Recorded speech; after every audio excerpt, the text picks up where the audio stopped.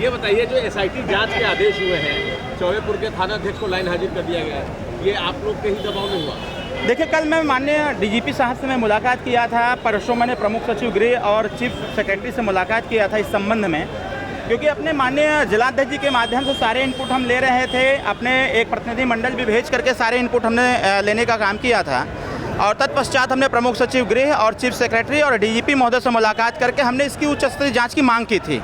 और मैं धन्यवाद देता हूँ माननीय मुख्यमंत्री जी को। मुख्यमंत्री जी की यही मंशा थी कि वहाँ निष्पक्ष जांच हो, एक उच्च स्तरीय कमेटी बने और वह कमेटी बनाई गई। और कमेटी, जैसा कि कल 7 बजे कमिश्नर साहब की बैठक में कमेटी तैयार हो गई है, वह कमेटी को निर्देश है कि निष्पक्ष इसकी जांच करें। जो निर्दोष हैं उनके खिलाफ कोई कार्रवाई नहीं, लेकिन जो दोषी हैं उनको छोड़ा भी नहीं जाएगा। नहीं, इस प्रकार ये देखिए, ये तथाकथित चीज़ें हैं, इस प्रकार की बातें हम नहीं कह सकते हैं, क्योंकि हम न्याय संगत कार्य के लिए हैं। हम लोग जनप्रतिनिधि हैं और समाज में ही रहना है। तो हमारा प्रयास यह था कि जो घटना, इस घटना को लेकर के आपसी द्वंद्व हो रहा था, यह द्वंद्व बंद हो और जो दोनों पक्ष चाह रहा था कि इसकी उच्च स्तरीय जांच हो जाए, जो दोषी हैं उनके खिलाफ कार्रवाई हो। और मैंने उच्च स्तरीय कमेटी का गठन करवाया, जो उसमें प्रथम दृष्टिया जो पुलिस वाले दोषी थे उनके खिलाफ कार्रवाई हुई। अब इसके बाद SIT अपनी जाँच देगा। सबसे अच्छी बात यह है कि उस SIT कमेटी में 4 IPS हैं और 1 डिप्टी कमिश्नर हैं। तो कहीं ना कहीं यह उच्च स्तरीय जांच है और यह भी उनको निर्देश है कि जितने दिन यह जांच चलेगी, प्रतिदिन का जो रिपोर्ट होगा वह DGP महोदय को प्रेषित किया जाएगा। तो कहीं ना कहीं अब यह लग रहा है कि जो पीड़ित पक्ष है उसको न्याय मिलेगा। जो भी घटना घटित हुई है उसका खुलासा होगा। आने वाले समयों में इस घटना की पुनरावृत्ति न हो, इसलिए हमने यह अनुरोध किया है सरकार से भी, माननीय मुख्यमंत्री जी से भी, कि जिस मसले को लेकर के ऐसी घटना हुई, ऐसा मसला दोबारा उत्पन्न न हो, इसके लिए हमने अनुरोध किया है। संभवतः वह भी होने वाला है। नहीं, देखिए, स्वाभाविक तौर पर है, जब कोई प्रोटेस्ट करेगा तो सवाल तो उठना ही उठना है। मैं इसको दूसरे वे में नहीं ले जा सकता हूँ।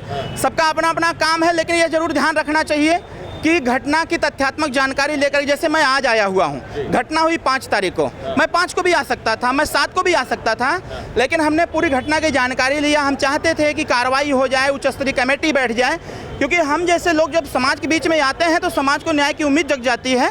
और यहाँ आप देख रहे हैं हज़ारों लोगों की जो भीड़ है, यह कहीं ना कहीं न्याय की उम्मीद से ही आए हुए हैं। तो हमारा प्रयास, हमारा काम जो था, भारतीय संविधान के मानक के अनुसार जो व्यवस्था है, लॉ एंड ऑर्डर मेंटेन करते हुए जीरो टॉलरेंस की जो नीति है उसके अनुसार उच्च स्तरीय कमेटी का गठन किया गया। समाजवादी पार्टी का डेलीगेशन गया था, वो ये आरोप लगा रहा है कि आप लोग कहते हैं कि पीला गमछा पहनकर थाने में जाइए तो थानेदार जो है इज्जत देगा, लेकिन यहाँ ये स्थिति हो गई। इसको लेकर के तमाम आरोप जो है समाजवादी पार्टी का डेलीगेशन लगा रहा था। जो डेलीगेशन आया था, मेरा आग्रह होगा कि वो पीला गमछा धारण कर लें और किसी थाने में चले जाएं, उनकी सुनवाई होगी। मैं जानता हूं उनका पीड़ा क्या है। उनकी पीड़ा यही है कि उनकी सुनवाई नहीं हो पा रही है। सुनवाई इसलिए भी नहीं हो पा रही है कि उनकी सरकार में जो गुंडागर्दी देखी गई वो चरम पर था। अगर उनको भय लगता है वर्तमान समय से, तो मैं उनसे आग्रह करूंगा कि उनका डेलीगेशन चाहे जहां जाए वो पीला गमछा धारण करके जाए, अच्छी बात सुनेंगे। अनिल राजभर, ओम प्रकाश राजभर 2 कैबिनेट मंत्री हैं, बावजूद इसके राजभरों की नहीं सुनी जा रही है। क्या बात कर रहे हैं? राजभर जी में ही राजभर समाज का हित है, कह रहे सपा में ही ऐसा है। अगर नहीं सुना जाता तो उच्च स्तरीय कमेटी कैसे बनता? उनको इस बात का देखिए भय है। आज समाज के साथ कहीं भी कोई अन्याय अत्याचार हो रहा है, पूरा समाज एक मुश्त खड़ा हो रहा है, न्याय संगत कार्य हो रहा है, सरकार पर दबाव क्या कहना है। जो सरकार का काम है वो सरकार करेगी, जो शासन का काम है वो शासन करेगी। तो इससे उन लोगों को निश्चिंत रहना है। जितनी प्रताड़ना अखिलेश जी की सरकार में हुई उससे तो कम हो रहा है। हमारा प्रयास यह है कि यह भी ना हो, अगर होता भी है तो कम समय में इसका खुलासा हो जाए और जो भी इस प्रकार का कृत्य करे उसके खिलाफ कानूनी कार्रवाई भी हो। दोनों पक्षों से मिलने जा रहे हैं आप? देखिए, मैं आया हुआ हूँ, गांव पर जा रहा हूँ। सबसे पहले मैं उन पीड़ित पक्ष से मिलूंगा जो ज्यादा लोग घायल हैं। अगर दूसरा पक्ष तैयार हुआ मिलने के लिए तो अरविंद राजभर जरूर मिलेगा। एक सवाल ये है कि क्या लगता है, पहले प्रथम दृष्टिया अनिल राजभर जी को इस मामले को लेकर अगर वो सही तरीके से दोनों पक्षों से बातचीत करते तो मामला वहीं खत्म हो जाता? नहीं, ऐसा नहीं है। इससे प्रशासन की लापरवाही थी। मुझे याद है, मैंने खुद पैरवी किया था। 16 जून की घटना हुई थी। कितना प्रेशर बनाने के बाद तब एसओ ने मुकदमा पंजीकृत किया था। अगर इंस्पेक्टर चाहा होता तो मामला वहीं खत्म हो गया होता, रफा दफा हो गया होता, मामला सॉल्व हो गया होता। मैं यह प्रशासन की चूक मानता हूं। शायद उसी लिए यह जो कार्रवाई DGP के मिलने के बाद हुआ है, शायद उसी का परिणाम है। अगर चौबेपुर इंस्पेक्टर इस घटना को संज्ञान में ले लिया होता, दोनों पक्ष को बुला करके चाहे मुकदमा लिखता, चाहे समझौता कराता, करा दिया होता तो आज यह दिन नहीं देखना पड़ता। एक राजनीतिक लड़ाई की तरीके से बन गया है, तमाम जो पार्टी है वो लोग ना, इसको राजनीतिक लड़ाई नहीं कह सकते हैं, इसको न्याय संगत लड़ाई कह सकते हैं।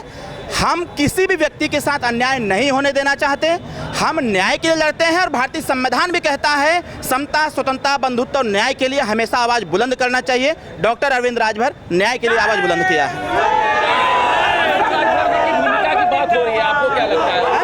अनिल राजभर जी की भूमिका की बहुत चर्चा हो रही है। देखिए, अब यह आकलन हो सकता है, यह आकलन हो सकता है अब उसको, क्योंकि प्रत्यक्ष को प्रमाण की आवश्यकता होती है। अगर ऐसा होगा तो वो बात की बात है, लेकिन फिलहाल पीड़ित परिवार को या जो भी पक्ष विपक्ष हैं उनका यह गंभीरता से जांच हो, न्याय संगत जांच हो, जो भी दोषी है उसके खिलाफ कठोरतम कार्रवाई। क्या लगता है कि वाराणसी में पुलिस काम नहीं कर रही है? हाँ जी, वाराणसी में पुलिस काम नहीं कर रही है? ना, मैंने क्या बताया, वाराणसी पुलिस काम कर रही है, लेकिन चौबेपुर थाना अगर इंटरेस्ट लिया होता तो इतनी बड़ी घटना नहीं हो पाती, सबके साथ न्याय हो गया होता। Thank you.